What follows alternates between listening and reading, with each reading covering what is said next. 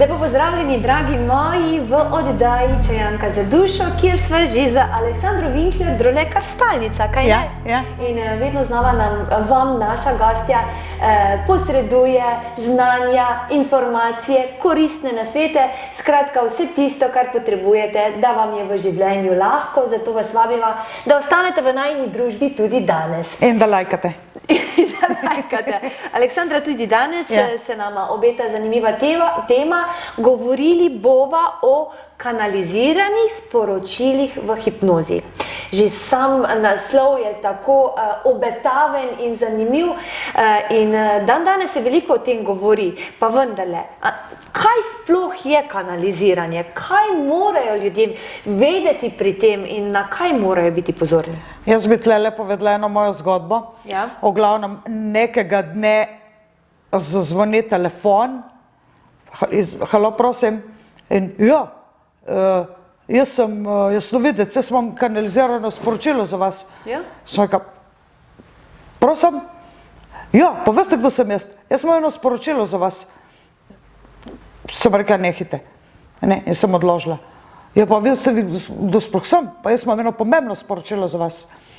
V glavnem, pa sem samo blokirala. Hočem povedati, da nihče nima sporočila zame, zate, za druge, ker nihče ne more dostopati do tebe, da bi ti karkoli kaj hotel dobrega ali pa slabega.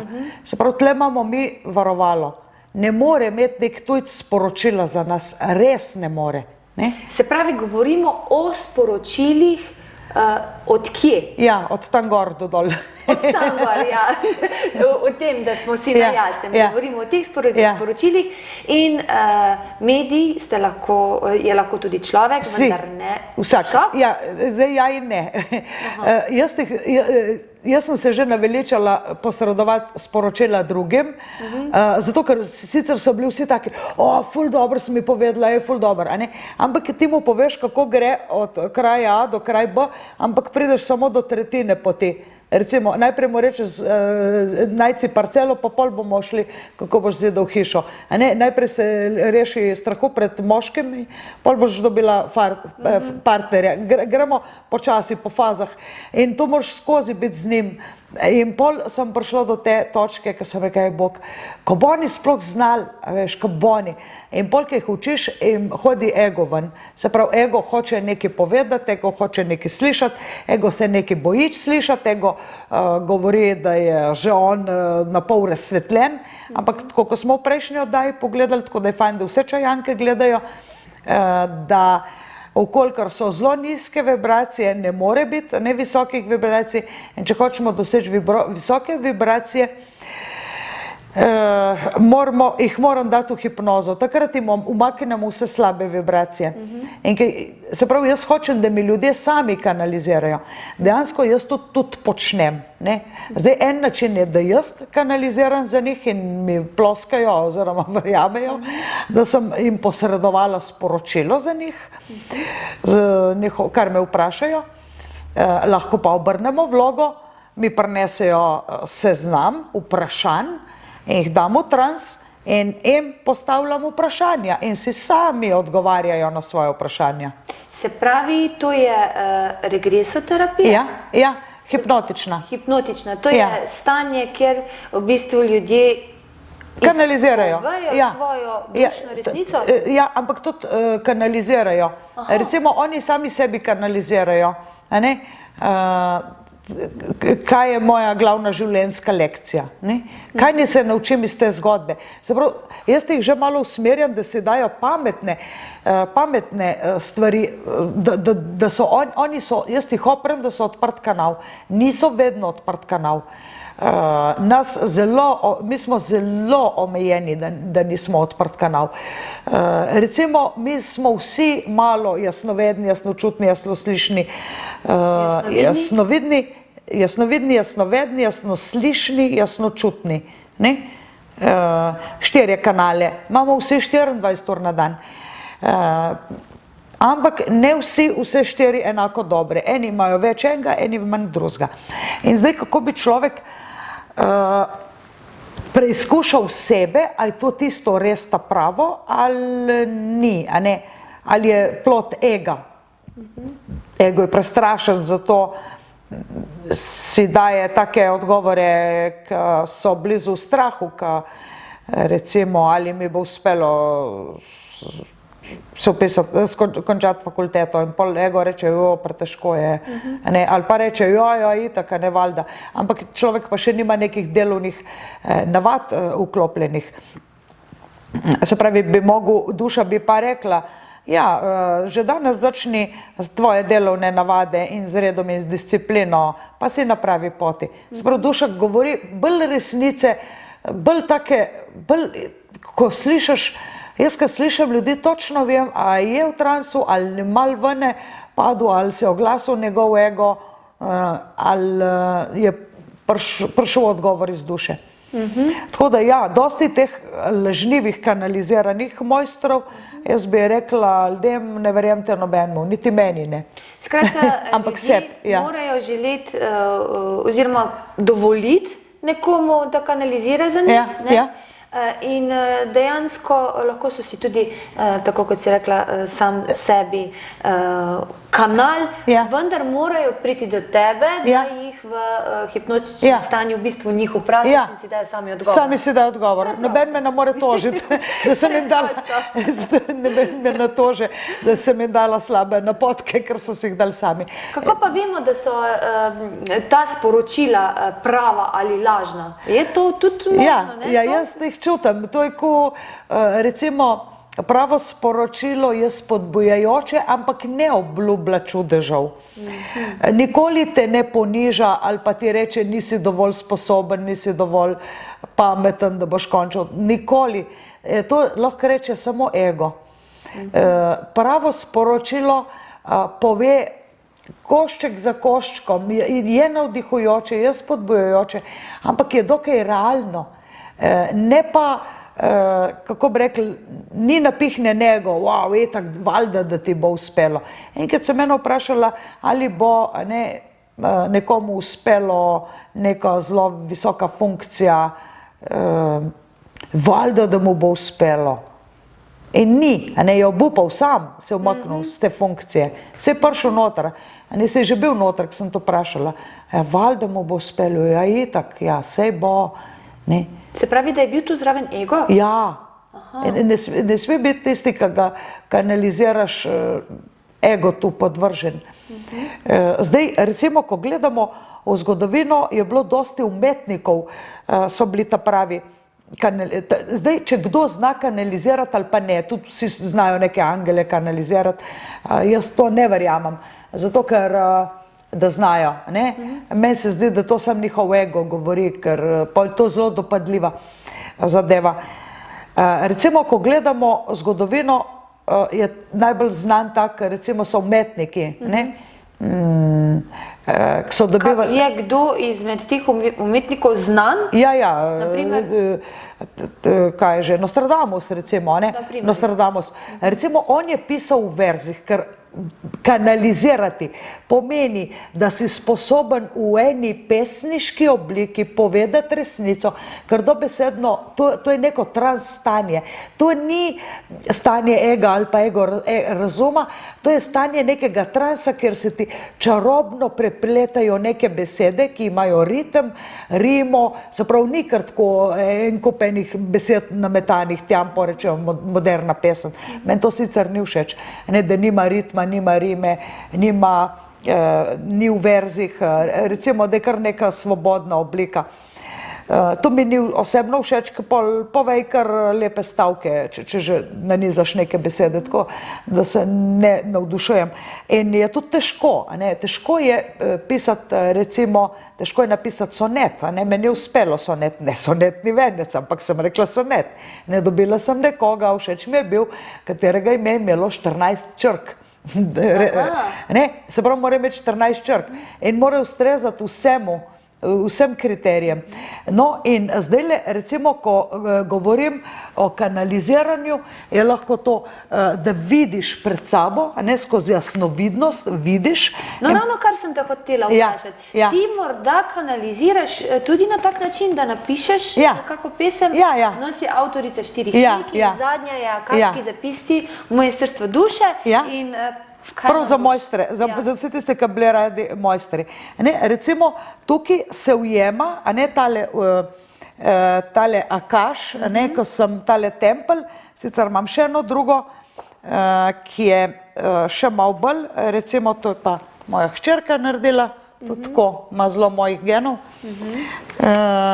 Potem, recimo, jaz sem videla take tele bitja luči, sem si jih tlele v knjigo dala. Tako, ko sem jih videla, tako sem jih pol naslikala. Niso tako renesančni. Recimo, tale mi je bila v večnost v Akaš. Življenje je veriga skrita v neskončni Božji ocean, le redkim bo razkrita, mnogi iščejo zaman. Zemlja, ogenj, voda, zrak in tisto peto, ki nas povezuje. Vstopi v Akaš, naredi ta korak. To je to, kar nas združuje. Ločen, sam in negotov, ne najdeš družbe prave, usedi se na Božji stol, živi od pameti zdrave. Si življenja gospodar, naj te Božja volja vodi, sprejmi duše svoje dar, odstrani, kar sem ne sodi. Knjiga naših duš na novo se bo zapisala, v večnost v Akaš, modrost zanamcem prepustila. Super. Se pravi, to je bilo kanalizirano sporočilo. Akaš. Se pravi, kako ljudem povedati, kaj so akaški zapisi, kaj je Akaš. Dejansko poveš v verzih, da je to peti element, kjer nas združuje. Preko Akaš smo vsi eno. Se pravi, mi se dotikamo med sabo na neki telepatski ravni. Na nek način sobivamo. Čudno se zdi ljudem to razumeti, ampak jaz sem nekoč je to prav v meni prebudilo ta občutek. Zgodilo se je leta nazaj, mogoče se še kdo spomni, na Štajerskem tudi je bilo, na Primorskem smo imeli avtomobile umazane od peska. Pesek. Se pravi, govorili so, da je bil to peščeni snež, da so to z oblaki, da je z oblaki prispel pesk iz puščave do nas. Tako da smo imeli prav take bež prahec na avtomobilu, je delček puščave prišlo k meni domov. Takrat se zamisliš, puščavski pesk, dejansko oblaki, peščeni viharji, ekstremni viharji, oblaki nosijo to in nekje se spustijo dol, ko se naberejo polni vode in z vodnimi kapljami, tako da je deževalo tale tudi pesk zraven. Neverjetno. Se pravi, kako je Akaš, ta eter, ki ni eter, ki je peti element, ampak ni element, ki nas vse povezuje, da smo na en način, da sobivamo med sabo. Tako da ja, navdušena sem bila, kako naj ljudem predstavim ta Akaš, ker tam je ta knjiga o nas na eterični ravni, ki opisuje naše življenje in kjer lahko tudi spremenimo, da bomo zanamcem, našim otrokom, da bomo ponosni. To sem hotela povedati, da ne bomo živeli v tem, jaz sem brez veze, jaz nisem sposoben nič. Ne, jaz sem naredil maksimalno, kar se je dalo z mojega življenja. To bi radi prepustili našim rodovom. Mi smo zato, da kreiramo. Definitivno. In vsi tisti, ki bi radi neke odgovore na vprašanja in jih ne najdejo, se lahko obrnejo na te, ti lahko pišejo na branje dušnega zapisa, je najbolj osnovna storitev.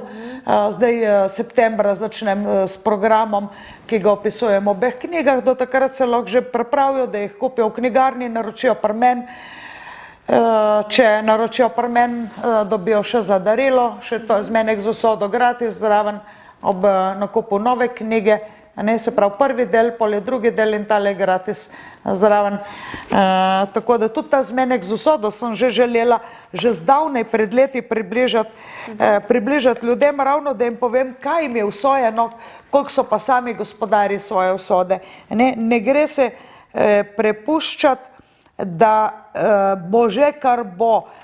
Mi smo mogočni kreatorji naše resničnosti, vkolikor zmoremo kreirati, imamo omejen prostor za kreiranje, tako ko je omejeno platno, kaj boš gor naslikal, tako je omejen naš čas, kaj bomo v tem času počeli. Ampak bodimo, če pa komu ni všeč njegovo življenje, lahko na novo zapiše, ker si je zadal za cilj. Se da to? Ja, recimo, če je ženska, dokaj veliko žensk sem srečala, lepe, mlade, dobro situirane, jaz ne bi imela otrok. Zakaj ne? Ne zdi se mi, da bi jih imela. Čakaj malo, kaj boš pa rekla, ko boš imela 50, 60, 70, 80 let?